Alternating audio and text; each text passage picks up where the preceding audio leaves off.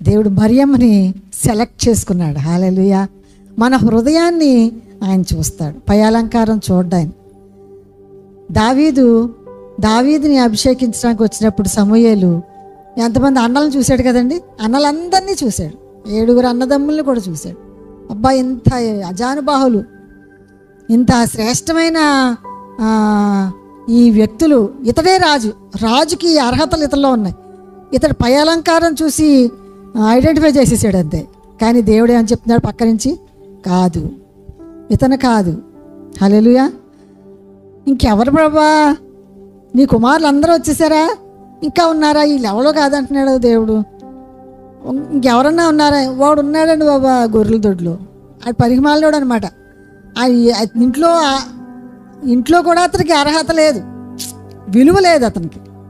అటువంటి ఆ దావీదుని దేవుడు ఎన్నుకున్నాడు. హల్లెలూయా.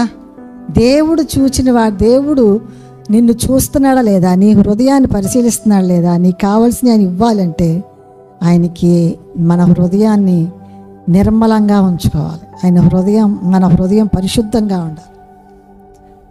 మన హృదయంలో ఆయన నివసించాలంటే మన హృదయం ఎంత పరిశుద్ధంగా ఉండాలండి. కల్మషం లేకుండా అసూయ, కక్ష, క్రోధాలు, ఇతరుల మీద ఈర్ష్య అన్నీ కూడా మన హృదయంలో పెట్టుకుంటే దేవుడు ప్రార్థన ఎలా వింటాడు, మన హృదయంలోకి ఎలా వస్తాడు ఆయన, మన హృదయ ధ్యానాన్ని ఎలాగ అంగీకరిస్తాడు ఆయన. చదివేసి చేసే పనులన్నీ కూడా చేయకూడదు. పనిష్మెంట్కి గురవుతాం. మనం శిక్షకి గురవకుండా ఉండే నిమిత్తము మనల్ని మనం శుద్ధి చేసుకోవాలి. మనల్ని మనం వాక్యం అర్థంలో సరి చేసుకోవాలి. ఎప్పుడు భయము భక్తి, అమ్మ చూస్తుంది, నాన్న చూస్తాడు, అమ్మ చూస్తే అలాగా, లేకపోతే నా బంధువులు చూస్తున్నారు, అది కాదు, దేవుడు చూస్తున్నాడు అని మనం భయభక్తులతో ఉంటే వాళ్ళ నమ్మకమైన బిడ్డ అంటాడు దేవుడు. హల్లెలూయా. బుద్ధిగల కన్యకలాగా సిద్ధపడాలి. మనం ప్రభువు నమ్ముకోవడం దేనికోసమండి, ఆ పరలోకం వెళ్ళటం కోసమే, అవును కదా. మరి విడిచిపెట్టబడే గుంపులో ఉంటారా, విడిచిపెట్టబడతారు కొంతమంది. 5 బుద్ధిగల కన్యకలు ఉన్నారు. ఆ బుద్ధిగల కన్యకలు ప్రభు రాగానే వెళ్ళిపోయారు ఆ స్వరం విని. బుద్ధి లేని కన్యకలు విడిచిపెట్టబడ్డారు. వాళ్ళు దేవుని బిడ్డలే, వీళ్ళు కూడా దేవుడి బిడ్డలే. అంటే వీళ్ళందరూ కూడా ప్రభు రాకడికి సిద్ధంగా ఉన్నారు. అటువంటి చిట్టాలో మనం ఉండకూడదు. నేను చెప్పేది ఏంటంటే, ప్రభు చూస్తున్నాడు నన్ను. నా ఇంటి వారు ఎవరు చూడకపోయినా, నా బంధుజనాంగం చూడకపోయినా, సేవకురాలు చూడకపోయినా, ఒక ఆయన వెళ్తున్నాం అలాగా, ఆయన మమ్మల్ని చూసి వెనకెట్టేస్తున్నాడు అలాగా. పేరు చెప్పనులే, ఏంటది, పొగగొట్టం.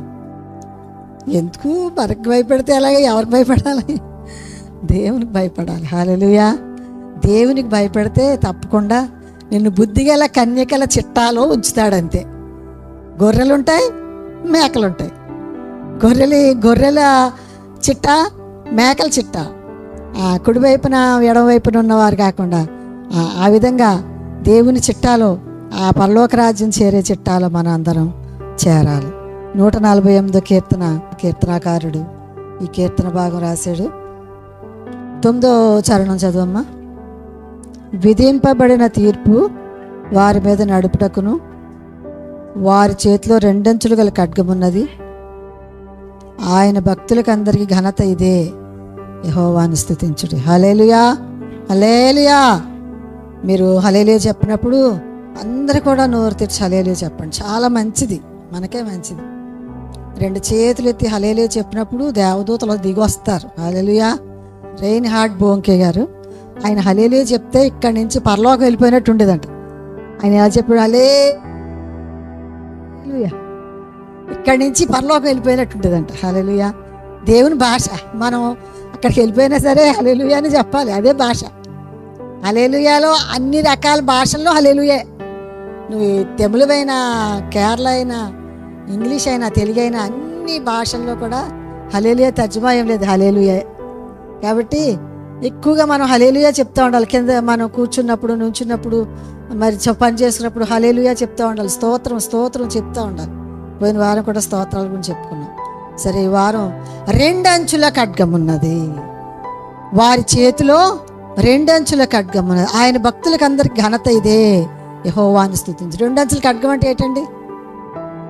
చూపించండి, బైబిల్ చూపించండి. అందరు ఖడ్గాలు ఉన్నాయా? దీంతో యుద్ధం చేద్దామా? ఎవరితో? సాతాని క్రియలతో యుద్ధం చేయాలి.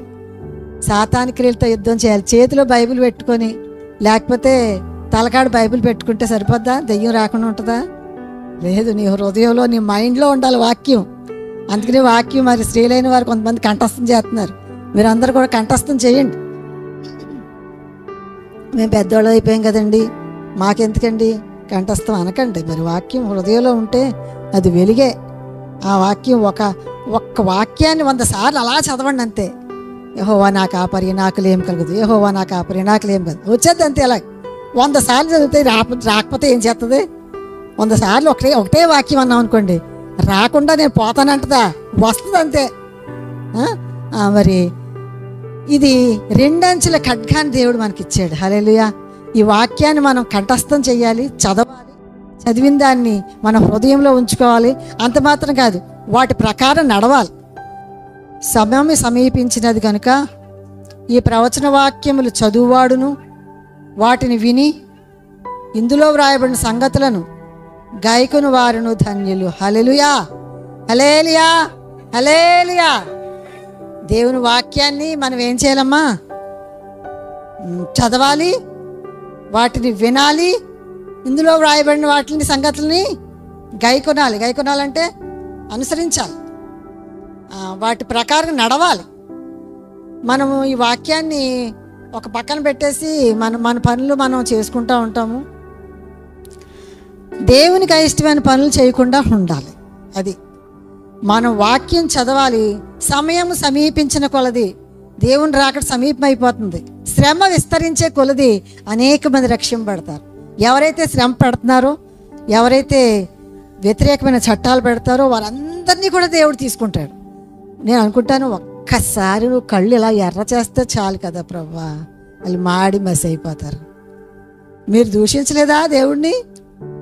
మీరు దేవుణ్ణి మరి చిన్నచూపు చూడలేదా? అప్పుడు కన్ను ఎర్ర చేస్తే మీ మీద ఏమైపోతారు? ఇప్పుడు అసలు బ్రతుకున్నా మీ ద్వారా అనేక మంది రక్షింపబడుదురా?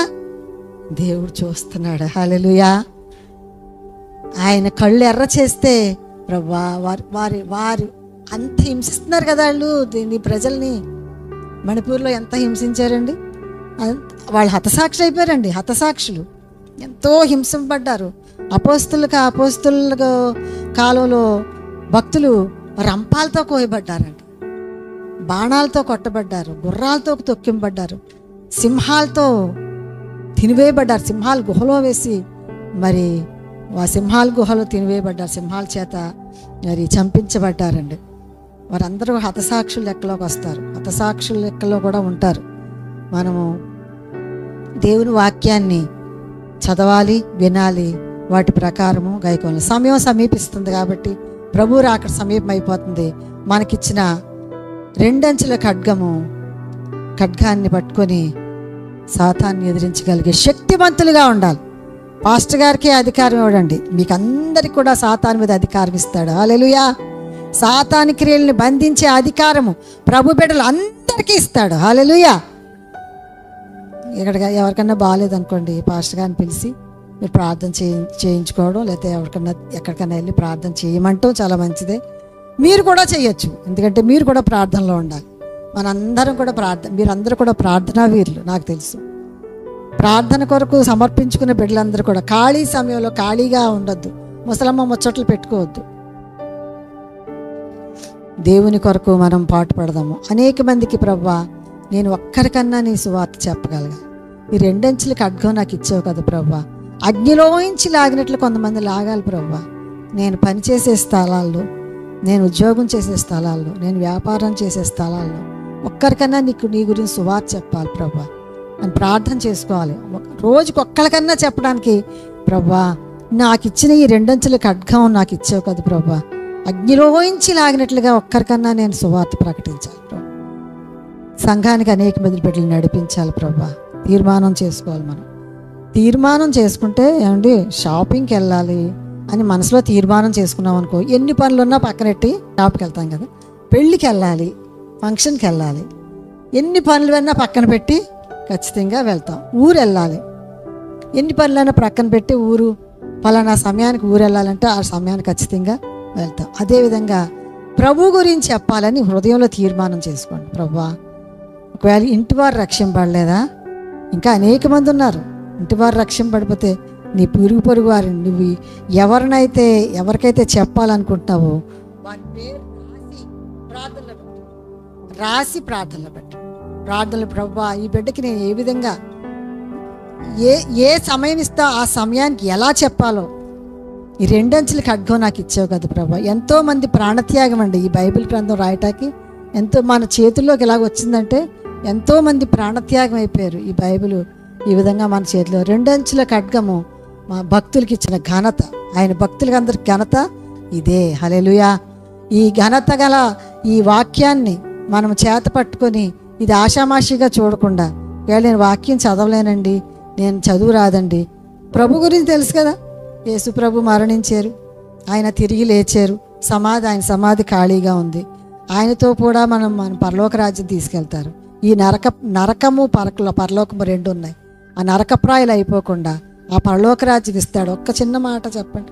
వాక్యం వింటూ ఉంటారు, టీవీలో యూట్యూబ్లో సేవకులు చెప్తున్నప్పుడు వింటూ ఉంటారు. ఒక చిన్న మాట పట్టుకోండి, ఒక చిన్న వచనం పట్టుకోండి, ఏదో విధంగా ప్రభువా పలానా వారు రక్షించబడాలి, నేను ఎలా చెప్పాలి అంటే వాళ్ళు రక్షింపడితే నీకేమన్నా వస్తుందా? ఆయన దగ్గర నుంచి బహుమానం వస్తుంది. హల్లెలూయా. వాళ్ళు ఏమైనా తీసుకొచ్చి నీకు ఏమైనా ఇస్తారా? మూట ఏమైనా ఇస్తారా? కాదు. వాళ్ళు నరకప్రాయం అయిపోకుండా, వారు నాశనం అయిపోకుండా ఆ పరలోక రాజ్య వారసులుగా ఉండాలని బాధ్యత నీ మీద నా మీద పెట్టాడు. హల్లెలూయా. మనం ఒక్కళ్ళ రక్షింపబడటం కాదు, కానీ మన ద్వారా అనేక మంది రక్షించబడాలి. ఈ 2 అంచుల ఖడ్గాన్ని దేవుడు మనకిచ్చారు. కాబట్టి ఈ ఖడ్గాన్ని మనం చక్కగా మనం చదవాలి. దీని ద్వారా మరి సాతాను క్రియలకి, సాతానుతో యుద్ధం చేయగలిగే శక్తిమంతులుగా దేవుడు మిమ్మల్ని అందరినీ తీర్చిదిద్దునుగాక.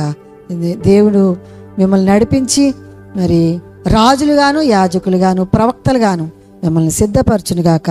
దేవుడు వాక్యం దీవించుగాక.